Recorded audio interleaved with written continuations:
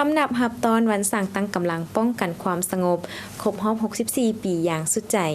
สบายดีทานผู้ชมที่เคารพยินดีต้อนรับบรรดาทานเข้าสู่รายการพัฒนาฮักฐานมาพบกับข้าพเจ้าวาทีนางโอซินจันดาราหับหน้าที่ดำเนินรายการท่านผู้ชมรายการพัฒนาฮักฐานแมนออกอากาศทุกๆวันพุธเวลา 9:30 นาทีหา 10:00 และออกซ้ำคืนในวันเดียวกันเวลา 11:00 หา 11:30 นาทีทางสถานีโทรภาพป้องกันความสงบหรือท่านสามารถติดตามรับชมพวกเราได้ที่ช่องทาง YouTube รายการพัฒนาฮักฐานเจ้าท่านผู้ชมมาพบกันในระยะทับอิฐของทางรายการจะให้บรรดาทานไปรับชมข่าวและผลงานการเคลื่อนไหวของกลุ่มคุ้มครองสมนุครัวและก่อสร้างฮักฐานรายละเอียดเส้นบรรดาทานติดตามรับชมในอาทิตย์ที่ผ่านมากองก่อสร้างฮักฐานกันเมือง914ได้จัดกองประชุมสรุปเวียกงานประจำเดือนโดยการเข้าร่วมเป็นประธานของพันเอกสมสนิทจันทวงศ์รองกรมคุ้มครองสมนุครัวและก่อสร้างฮักฐานมีกองบัญชาการปกสเมืองรองห้องว่าการเมืองรองเลขาคณะฮักฐานกลุ่มเสียงกกปกสกรมบ้านอำนาจการปกครองบ้านและพนักงานก่อสร้างฮักฐานเข้าร่วมในกองประชุมพันโทหัสดีศิริบงศ์รองกองก่อสร้างฮักฐานกันเมือง914ได้ขึ้นพันบทสรุปย่อในการนำพานำเวียกงานศึกษาอบรมการเมืองนำพาแนวคิดให้พนักงานนักรบให้เป็นปกติประสานสมทบเลขาคณะพรรคฮักฐานและอำนาจการปกครองบ้านเตารวมประชุมนำเอาเอกสารมติคำสั่งต่างๆลงเผยแพร่ศึกษาอบรมให้ประชาชนให้เสื่อมซึมเข้าใจตื่นตัวประกอบส่วนเข้าในเวียกงานป้องกันศาสตร์ป้องกันความสงบประสานสมทบคะแนนการที่เกี่ยวข้องของเมืองปรับปรุงองค์การจัดตั้งอำนาจการปกครองบ้านพร้อมทางสุกยู่องค์การจัดตั้งคะแนนการต่างๆของบ้านเคลื่อนไหวตามพระบทบาทให้เป็นปกติประสานสมทบกองบัญชาการปกสเมืองนำพาแผนกคุ้มครองสมนุครัวและก่อสร้างฮักฐานปกสเมืองโดยเฉพาะปกสกลุ่มบ้านปรับปรุงสมนุครัวเก็บกำข้อมูลสมนุครัวออกบัตรประจำตัวใหม่สุ่มใส่สกัดกั้นและแก้ไขปัญหาปรากฏการณ์ย่อท้อต่างๆโดยเฉพาะแมนการเคลื่อนไหวค้าขายเถื่อนปัญหายาเสพติดและอื่นๆเป็นเจ้าการจัดตั้งเคลื่อนไหวเกี่ยวกับการสร้างครอบครัวและบ้านป้องกันความสงบดีติดพันกับการแก้ไขปรากฏการณ์ย่อท้อในโอกาสนี้พันตรีพนมพรสิงห์ยวงศ์รองหน่วยงานจัดตั้งพนักงานแผนกการเมืองกรมคุ้มครองสมนุครัวและก่อสร้างฮักฐานได้ขึ้นผ่านข้อตกลงของกลุ่มใหญ่การเมืองป้องกันความสงบว่าด้วยแต่งตั้งนายตำรวจที่ขึ้นกับกลุ่มคุ้มครองสมนุครัวและก่อสร้างฮักฐานฉบับเลขที่839/กมปสลงวันที่17 กุมภาพันธ์ 2025ในนี้ประกาศแต่งตั้งพันโทคำเพื่อนพ้นโสภาเป็นรองกองก่อสร้างฮักฐานการเมือง914และในตอนท้ายของพิธีพันเอกสมสนิทจันทวงศ์รองกรมคุ้มครองสมนุครัวและก่อสร้างฮักฐานได้แสดงความยกย่องสมเสยและเน้นหนักให้เอาใจใส่นำพาศึกษาอบรมการเมืองแนวคิดให้สมาชิกพรรคนายและพลตำรวจที่เป็นปัญหาสำคัญต้นต่อและเหตุอย่างต่อเนื่องปรับปรุงการนำพาแบบแผนวิธีเฮ็ดเวียกของคณะพรรคคณะบัญชาเพิ่มวิธีปรับปรุงก่อสร้างพรรคก่อสร้างพนักงานให้เข้มแข็งนักแน่นเตาโฮมความสามัคคีเป็นเอกภาพภายในให้นักแน่นเป็นแบบอย่างให้การนำพาชี้นำเวียกงานวิชาเฉพาะให้ถูกต้องตามระเบียบหลักการในอาทิตย์ที่ผ่านมาพันโทเลียดคำออนดาวงศ์รองกองบัญชาการปกสนครหลวงเวียงจันทน์ในลงชี้นำเวียกงานคุ้มครองสมนุครัวและก่อสร้างฮักฐานอยู่กองบัญชาการปกสเมืองไซเสถานนครหลวงเวียงจันทน์มีท่านพันโทสาริกาเพชรมณีรองหัวหน้ากองบัญชาการปกสเมืองไซเสถาพันโทศิริพลวงศ์วิไลรองคุ้มครองสมนุครัวและก่อสร้างฮักฐานมีบรรดาแผนกวิชาเฉพาะปกสเมืองและกองเสนาก่อสร้างฮักฐานนครหลวงเข้าร่วมในกองประชุมยังได้รับการรายงานย่อการจัดตั้งปฏิบัติเวียกงานคุ้มครองสมนุครัวและก่อสร้างฮักฐานในระยะผ่านมาเมืองไซเสถามี7กลุ่มมี48บ้านมี 2,003 หน่วยมี28,804 หลังคาเรือนมี26,554 ครอบครัวมีพลเมืองทั้งหมด 117,476 คนหญิง 66,402 คน อายุ 15 ปีขึ้นไปมี 93,318 คนหญิง 49,274 คนจำนวนพลเมืองที่ยังบ่ทันได้ขึ้นสำนกครัวมี 2,449 คนหญิง 1,185 คนอายุ 15 ปีขึ้นไปมี 1,342 คนหญิง 553 คนพร้อมนี้ยังได้เอาใจใส่เฮ็ดเวียกงานวีซ่าเฉพาะเฮ็ดเวียกงานคุ้มครองสำนกครัวป้อนข้อมูลเข้าระบบฐานข้อมูลอิเล็กทรอนิกส์กวดกาเก็บกรรมอาวุธปืนเซิกและปรับปรุงบำรุงวีซ่าเฉพาะให้กำลังบกส.กลุ่มบกส.บ้านอย่างเป็นปกติในโอกาสนี้ท่านพันโทเลียนคำอ่อนดาวงศ์รองกองบัญชาการบกส.นครหลวงเวียงจันทน์ยังได้แสดงความย่องยอสมเชยและเน้นหนักให้เอาใจใส่เฮ็ดเวียกงานการเมืองนำพาแนวคิดให้พนักงานให้มีแนวคิดอุ่นเอียนทุนเที่ยงเอาใจใส่จัดตั้งปฏิบัติเวียกงานวีซ่าเฉพาะกวดการติดตามการโอนถ่ายสำเนาสำนวนสำนกครัวเป็นเอกสารข้อมูลอิเล็กทรอนิกส์ให้สำเร็จตามจุดประสงค์และคาดหมายที่กำหนดไปติดตามคุ้มครองกวดกาการเด่งติ่งของพลเมืองบุคคลและครอบครัวที่ยังบ่ทันได้จดสำนกครัว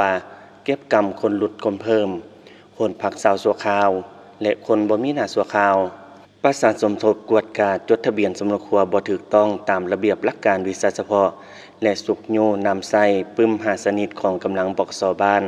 และเฮ็ดเวียกงานคุ้มครองอาชีพพาหนะพิเศษกวดกาประเมินสร้างครอบครัวและบ้านป้องกันความสงบดีตามมาตรฐานและเงื่อนไขให้สำเร็จตามเป้าหมายเจ้าท่านผู้ชมที่ผ่านไปนั้นก็เป็นการนำเสนอข่าวและผลงานการเคลื่อนไหวของกลุ่มคุ้มครองสมนูครัวและก่อสร้างหลักฐานแต่การนำเสนอข่าวของพวกเฮาแม่นยังบ่ทันหมดเทื่อและย่าหน้าจะให้บรรดาทานไปรับชมตึมอีกแต่ตอนนี้เฮาไปพักกันก่อน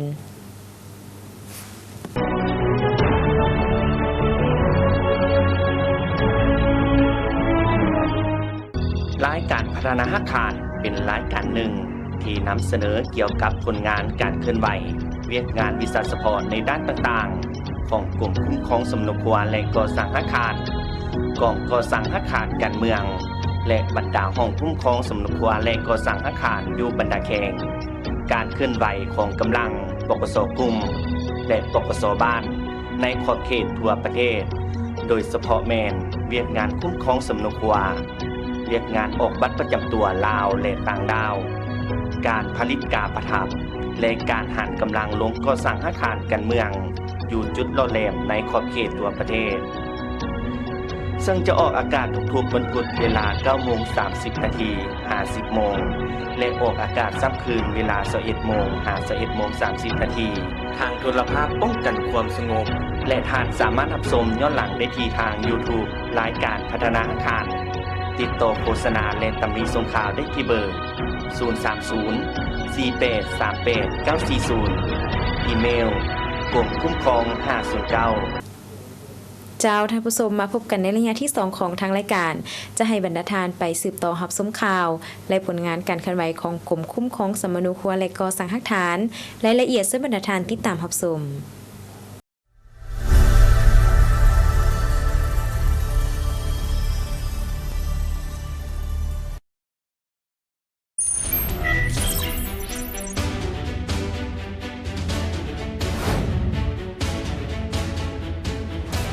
เวียกงานออกบัตรประจำตัวของพลเมืองแม้นเวียกงานหนึ่งที่สำคัญซึ่งเป็นพื้นฐานให้การคุ้มครองรัฐคุ้มครองสังคมและสร้างเงื่อนไขอำนวยความสะดวกให้แก่พลเมืองลาวได้ปฏิบัติสิทธิและพันธะของตนถูกต้องตามระเบียบกฎหมายเป็นเอกสารที่ถูกต้องตามกฎหมายถือติดตัวบุคคลในการเคลื่อนไหวพัวพันธุรกรรมต่างๆในสังคมให้สะดวกแนใส่รับประกันสิทธิเสรีภาพของประชาชนพลเมืองลาวคนต่างดาวและคนบ่มีสัญชาติที่ดำรงชีวิตอยู่สปป.ลาวอย่างถูกต้องตามระเบียบกฎหมายสกัดกั้นบุคคลบ่ดีและแนะใส่รับประกันให้แก่เวียกงานวิสาสะพาะป้องกันชาติป้องกันความสงบก็คือการสร้างสาพัฒนาเศรษฐกิจสังคมแห่งชาติในเมื่อก่อนการคุ้มครองพลเมืองและการออกบัตรประจำตัวประชาชนลาวช่วงปี 1985 กลางปี 1989 ลักษณะของบัตรประจำตัวของรัฐการแม่นคล้ายกับปึ้มสมนูครัว ท้ายปี 1989 หาปี 2001 ลักษณะของบัตรประจำตัวแมนนำไส้เป็นบัตรเจียเขียนด้วยมืออัดแข็งยังมีลักษณะปฐมประธาน มาฮอดระยะปี 2002 ถึง 2014 ได้นำไส้บัตรขาวเป็นพลาสติก มาฮอดปี 2014 หาปัจจุบัน บัตรประจำตัวของพลเมืองลาวได้พัฒนามานำไส้เป็นบัตรพลาสติกพื้นสีเขียวและมีบาร์โค้ดได้บรรจุข้อมูลเข้าในแผ่นซิปแต่การเชื่อมต่อข้อมูลกับภาคส่วนแขนงการอื่นแม่นยังบ่ทันเชื่อมต่อได้ฉะนั้นจึงมีความจำเป็นเรียกร้องให้มีการออกบัตรประจำตัวแบบใหม่ทันสมัยใช้ระบบดิจิตอลให้เข้าสู่ระเบียบหลักการนอกจากนี้เวียกงานออกบัตรประจำตัวยังมีบทบาทประกอบส่วนเข้าในเวียกงานวิชาเฉพาะของกำลังตำรวจในด้านต่างๆเช่นเวียกงานสืบสวนสอบสวนขั้นพื้นฐานเวียกงานสกัดกั้นเวียกงานสืบค้นหาซอกไล่จับและจัดประเภทเป้าหมายต่างๆโดยอิงใส่เวียกงานออกบัตรประจำตัวเป็นพื้นฐานหลักในการคุ้มครองพลเมืองและป้องกันความสงบซึ่งในการจัดตั้งปฏิบัติเวียกงานคุ้มครองสมโนครัวและออกบัตรประจำตัวในระยะผ่านมาแม่นพบความยุ่งยากหลายประการเป็นต้นแม่นการลงประสานสมทบกับบรรดาแขวงในทั่วประเทศเพื่อกวดกาปรับปรุงเวียกงานวิชาเฉพาะยังบ่ทันเฮ็ดได้อย่างต่อเนื่องมีบางแขวงการรายงานการออกบัตรบ่ทันตอบสนองกับความเฮี้ยงห้องต้องการได้การพิมพ์บัตรประจำตัวบางครั้งแม่นพบความยุ่งยากเนื่องจากว่าสัญญาณในระบบและเครื่องพิมพ์บัตรมีการขัดข้องเห็นให้บางครั้งบ่สามารถตอบสนองได้ตามความเฮี้ยงห้องต้องการของสังคม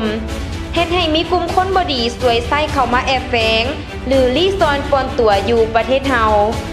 ด้วยเหตุนั้นต่อกับเวียกงานดังกล่าวก็แม่นเวียกงานหนึ่งที่มีความจำเป็นอย่างภาวะวิสัยต้องได้เพิ่มทวีการนำพาของพรรคทุกขั้นเข้าในการแก้ไขเวียกงานดังกล่าวเพื่อรับประกันให้ประเทศชาติมีเสถียรภาพทางด้านการเมืองสังคมมีความสงบปลอดภัยและมีความเป็นระเบียบเรียบร้อยดังนั้นเพื่อเฮ็ดให้โครงการสร้างฐานข้อมูลพลเมืองและบัตรประจำตัวอยู่สปป.ลาวได้รับการจัดตั้งปฏิบัติอย่างกว้างขวางเลิกเซิงในขอบเขตทั่วประเทศกระทรวงป้องกันความสงบได้หันแนวทางรัฐบาลดิจิตอลเศรษฐกิจดิจิตอลและสังคมดิจิตอลรัฐบาลได้เอาใจใส่ชี้นำอย่างจดจ่อในเวียกงานคุ้มครองฐานข้อมูลพลเมืองและบัตรประจำตัวให้มีความทันสมัยการเชื่อมโยงการแบ่งปันข้อมูลกับบรรดากระทรวงองค์การที่เกี่ยวข้องให้มีความเป็นเอกภาพกระทรวงป้องกันความสงบได้หันแนวทางรัฐบาลดิจิตอลเศรษฐกิจดิจิตอลและสังคมดิจิตอลรัฐบาลได้เอาใจใส่ชี้นำอย่างจดจ่อในเวียกงานคุ้มครองฐานข้อมูลพลเมืองและบัตรประจำตัวให้มีความทันสมัยการเชื่อมโยงการแบ่งปันข้อมูลกับบรรดากระทรวงองค์การที่เกี่ยวข้องให้มีความเป็นเอกภาพนับแต่ศูนย์กลางฮอดท้องถิ่นรับประกันความสงบปลอดภัยฉะนั้นจึงมีความจำเป็นสุ่มใส่พัฒนาบุคลากรให้มีความพร้อมนับทั้งการเปิดกว้างการพัวพันร่วมมือสากลนำเอาเทคโนโลยีที่ทันสมัยเข้ามาพัฒนาเป็นรัฐบาลดิจิตอลแม่นดำเนินเอกสารต่างๆนับทางลงลายเซ็นผ่านทางระบบดิจิตอลว่องไวทันการเศรษฐกิจดิจิตอลแม่นการชำระค่าธรรมเนียมค่าบริการเสียภาษีต่างๆผ่านระบบสังคมดิจิตอลแม่นในทั่วสังคมจะนำใช้บริการบัตรประจำตัวในต่อหน้าข้อมูลทั้งหมดนับทั้งหนังสือการเกิดบัตรประกันสุขภาพใบขับขี่และอื่นๆจะได้ป้อนข้อมูลเข้าอยู่ในระบบบัตรประจำตัวและสามารถนำใช้บัตรประจำตัวแทนเอกสารอื่นๆได้เฮ็ดให้มีความสะดวกให้แก่ประชาชนพลเมืองโดยผ่านระบบให้ว่องไวทันการบ่มีหลายขั้นตอนประหยัดงบประมาณของรัฐและสามารถเชื่อมโยงข้อมูลกับบรรดากระทรวงแขนงการต่างๆก้าวไปถึงการเชื่อมโยงกับสากลโดยเฉพาะแม่นการร่วมมือกับกระทรวงป้องกันความสงบเวียดนามบนจิตใจใสพัวพันมิตรภาพอันยิ่งใหญ่ความสามัคคีพิเศษการร่วมมือรอบด้านระหว่าง2 พรรค 2 รัฐประชาชน2 ชาติลาวเวียดนามด้วยการเซ็นสัญญาร่วมมือเวียกงานนี้ในปี 2024 บนพื้นฐานการร่วมมือแมนอิงตามการตกลงเห็นดีเป็นเอกภาพเกี่ยวกับการร่วมมือระหว่างรัฐบาลสปป.ลาวและรัฐบาลสส.เวียดนามปี 2024 จดหมายวันที่26มังกร2024ของนายกรัฐมนตรีแห่งสปป.ลาวส่งถึงนายกรัฐมนตรีแห่งสส.เวียดนามว่าด้วยการรับร้องเอาการช่วยเหลือล่าโครงการก่อสร้างระบบคุ้มครองพลเมืองและบัตรประจำตัวอยู่สปป.ลาวบทบันทึกวันที่12กรกฎาคม2024ระหว่างกระทรวงป้องกันความสงบลาวและกระทรวงป้องกันความสงบเวียดนามข้อตกลงของรัฐมนตรีกระทรวงป้องกันความสงบฉบับเลขที่1800/ปกสลงวันที่22กรกฎาคม2024ว่าด้วยการแต่งตั้งคณะรับผิดชอบปฏิบัติโครงการก่อสร้างฐานข้อมูลพลเมืองและบัตรประจำตัวซึ่งมีคณะรับผิดชอบ4นำรวมโดยมีกระทรวงป้องกันความสงบลาวและกระทรวงป้องกันความสงบเวียดนามเทียบสองหน่วยตาสองแขนขาคนผู้เดียวลาวเวียดนามเพื่อนแท้ปดปืนยืนอยู่เคียงกันเพื่อนอยู่เมืองนั้นเขาอยู่เมืองนี้สองเปิ้นผู้ลวงพร้อมที่มันแล้วเรามันเดียวกัน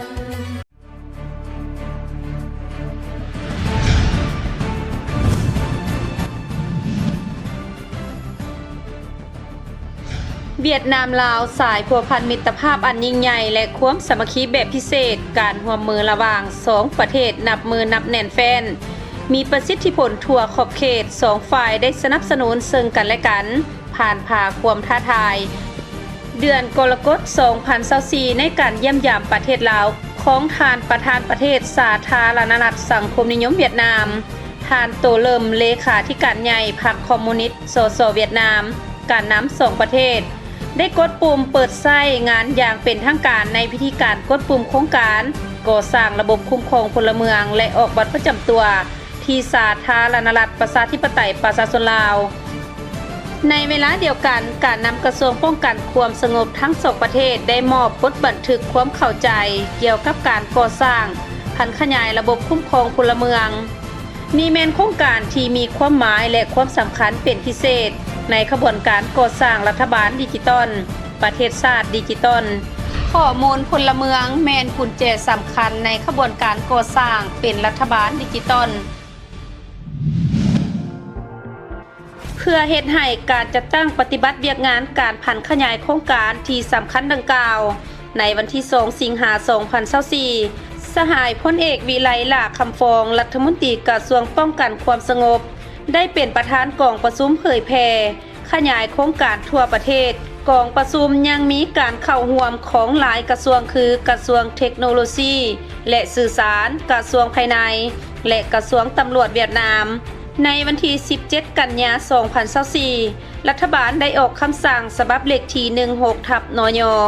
ในนั้นมอบให้กระทรวงป้องกันความสงบเป็นประธานประสานสมทบกับบรรดากระทรวงแขนงการที่เกี่ยวข้องเพื่อจะตั้งปฏิบัติพันขยายโครงการให้มีประสิทธิผลสูงประชาชนลาวจะได้รับผลประโยชน์คือ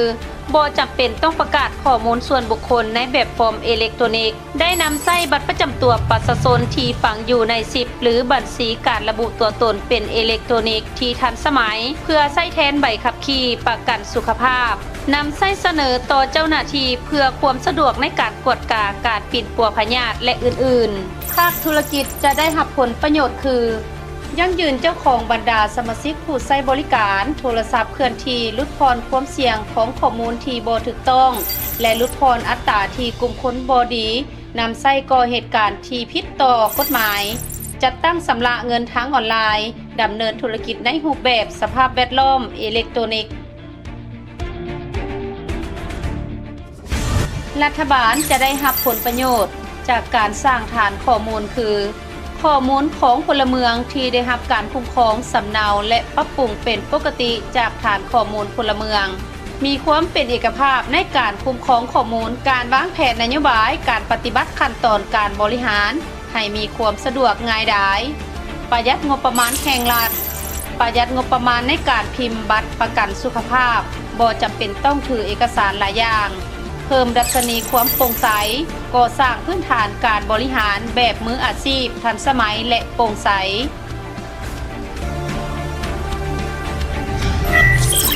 5ปัญหาใหญ่ประกอบมีทางด้านกฎหมาย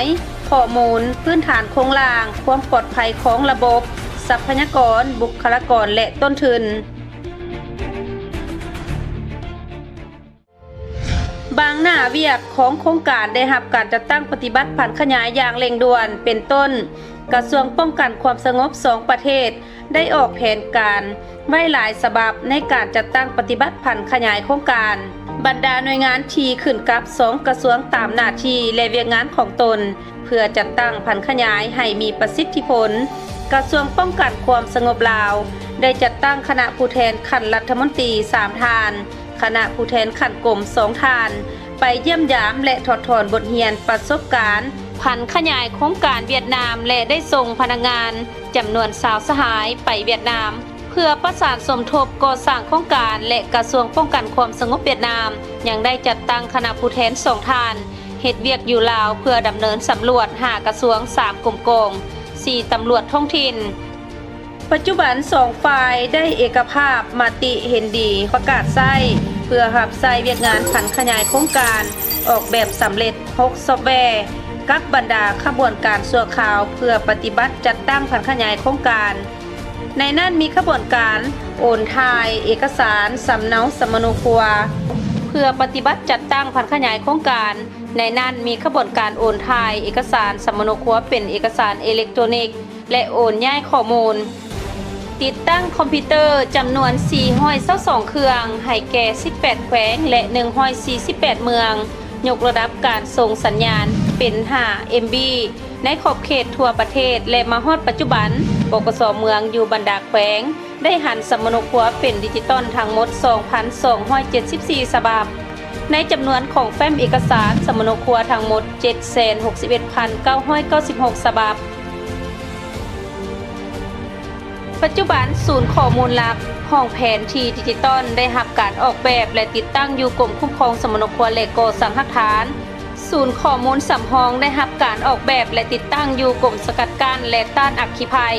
เพื่อตอบสนองตามความเห็นห้องต้องการในการโอนถ่ายข้อมูลและโอนถ่ายสมโนครัวเป็นเอกสารอิเล็กทรอนิกส์กรมตำรวจคุ้มครองความเป็นระเบียบเรียบร้อยทั้งสังคมกระทรวงตำรวจเวียดนามได้จัดตั้งปฏิบัติมอบหับและติดตั้งบรรดาอุปกรณ์อยู่ที่กรมคุ้มครองสมโนครัวและก่อสร้างหลักฐานกระทรวงตำรวจลาวสืบต่อพันขยายติดตั้งซอฟต์แวร์เพื่อรับใช้ในการโอนถ่ายสมโนครัวเป็นเอกสารอิเล็กทรอนิกส์รับประกันให้ได้ห้อยส่วนห้อยของบรรดาเมืองแขวงอยู่ลาวได้เชื่อมต่อระหว่างระบบลาว PIM กับระบบโอนถ่ายข้อมูลกรมคุ้มครองสมโนครัวและก่อสร้างหลักฐานกระทรวงตำรวจลาวได้สมทบกับกรมตำรวจคุ้มครองความเป็นระเบียบเรียบร้อยทางสังคมกระทรวงตำรวจสสเวียดนามจัดตั้งฝึกอบรมให้พนักงานตำรวจ333สหายเกี่ยวกับเวียกงานโอนถ่ายข้อมูลเป็นเอกสารอิเล็กทรอนิกส์และพร้อมด้วยคณะ5สุดทั้งหมด125สหาย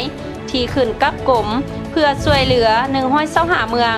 ในเวียกงานติดตั้งแนะนำเกี่ยวกับระบบซอฟต์แวร์เชื่อมต่อสายส่งและจัดตั้งปฏิบัติการโอนถ่ายสมโนครัวเป็นเอกสารอิเล็กทรอนิกส์ให้16แขวง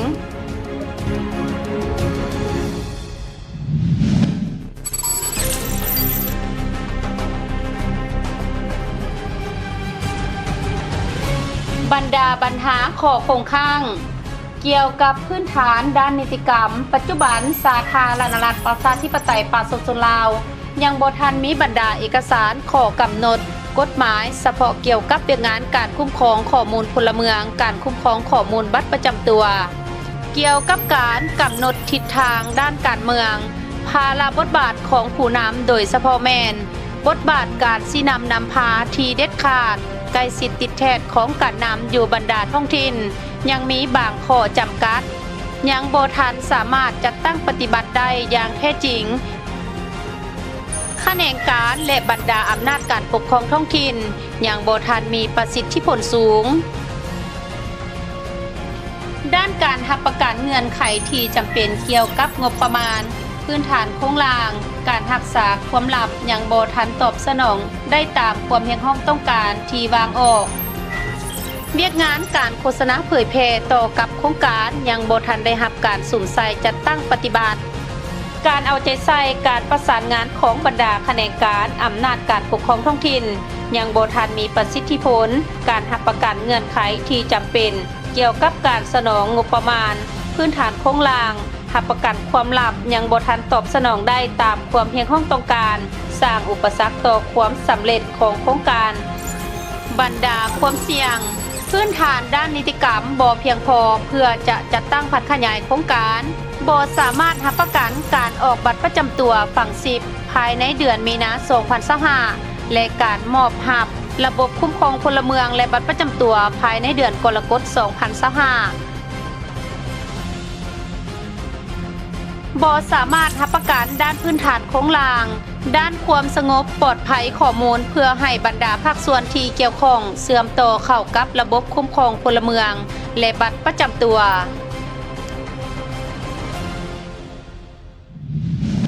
เพื่อรับประกันการปฏิบัติโครงการให้ประสบผลสำเร็จและมีประสิทธิผลสูง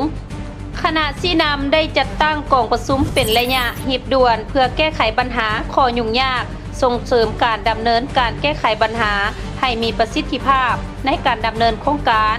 หัวหน้าแต่ละหน่วยงานต้องมีความรับรู้เข้าใจอย่างถูกต้องมีความตั้งใจทางการเมืองสูงมีความตั้งหน้าและมีหัวคิดประดิษฐ์สร้างในการจัดตั้งปฏิบัติโครงการเพื่อเพิ่มทวีการกวดกาติดตามความรับผิดชอบของผู้นำบทบาทของสมาชิกภาคพนักงานรัฐกรเอาใจใส่เป็นพิเศษต่อเวียกงานการรักษาความปลอดภัยและความปลอดภัยของข้อมูลเลือกเอาการทดลองเวียกงานผันขยายที่เหมาะสมเพื่อเรียนรู้จากประสบการณ์และปรับใช้ทั่วประเทศประสานงานเหตุเวียกงานร่วมกันอย่างแน่นแฟ้นระหว่างบรรดากระทรวงแขนงการองค์การหน่วยงานต่างๆเพื่อร่วมดำเนินการได้แก่สำนักงานนายกรัฐมนตรีต้องสร้างมาตรฐานปรับโครงสร้างขบวนการลดผ่อนและลดความซับซ้อนของขั้นตอนการบริหารกระทรวงภายในสมทบกับกระทรวงป้องกันความสงบลาวในการเชื่อมโยงประสานสมทบและแบ่งปันข้อมูลระหว่าง2ระบบเพื่อรับใช้การออกเลขบัตรประจำตัวเฉพาะสำหรับพลเมืองกระทรวงเทคโนโลยีและการสื่อสารต้องประกาศใช้บรรดาระเบียบการและมาตรฐานศูนย์ข้อมูลสร้างบรรดาเอกสารระเบียบการคำแนะนำเทคนิคการเชื่อมต่อแบ่งปันข้อมูลระหว่างบรรดาหน่วยและรับประกันพื้นฐานโครงล่างสายส่งเพื่อตอบสนองความเพียงห้องต้องการของการเชื่อมต่อเชื่อมโยงแบ่งปันระหว่างฐานข้อมูลประชากรแห่งชาติเกี่ยวกับประชากรและบรรดาข้อมูลของบรรดากระทรวงแขนงการ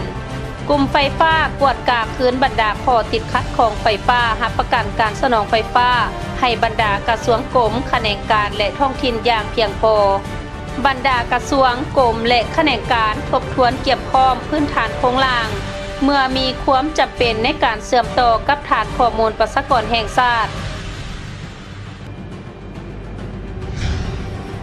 สำหรับบรรดาหน่วยงานภายใต้กระทรวงป้องกันความสงบลาวได้สำเร็จการสร้างบรรดาเอกสารข้อกำหนดกฎหมายต้องได้กวดกาคืนบรรดาเอกสารนิติกรรมที่เกี่ยวข้องกับการกำหนดพลเมืองบัตรประจำตัวพลเมืองกรมโฆษณาอบรมต้องเผยแพร่ผลประโยชน์และบทบาทของระบบพลเมืองบัตรประจำตัวพลเมืองเพิ่มทวีเวียกงานด้านบุคลากรและโครงข่ายการจัดตั้งกรมก่อสร้างกำลังต้องช่วยเหลือด้านกำลังพลและรูปแบบการจัดตั้ง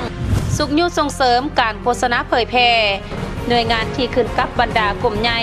ต้องให้คำแนะนำในการเชื่อมต่อฐานข้อมูลที่มีอยู่กับฐานข้อมูลประชากรแห่งชาติรับประกันการปฏิบัติตามหลักการ 5 บรรดากลุ่มปัญหา 1. ด้านนิติกรรม 2. พื้นฐานโครงล่างเทคโนโลยี 3. การสร้างฐานข้อมูล 4. รับประกันความสงบปลอดภัยข้อมูล 5. การแต่งตั้งบุคลากร 4. การจัดตั้งอย่างเป็นปกติ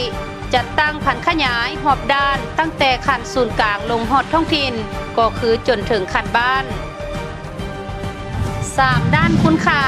1. สังคมมีความสิวิไล 2. การพัฒนาเศรษฐกิจ 3. สกัดกั้นด้านอาชญากรรม